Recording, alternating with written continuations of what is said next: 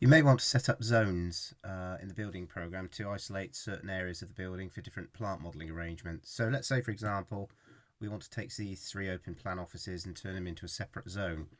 What we do in the building program, we go up to the edit ribbon, we select zone, and what we do, we create a zone label.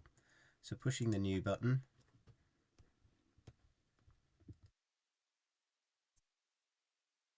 create the reference, and you can nominate a colour for it. Then what you can do is either go into the individual room profile and allocate the appropriate zone from the pull down menu, or what you can do is use the global room editor, grab a collection of spaces that you're interested in using. So I can isolate, for example, looking at the second floor here, so I could isolate on the second floor. Then I could select the spaces of interest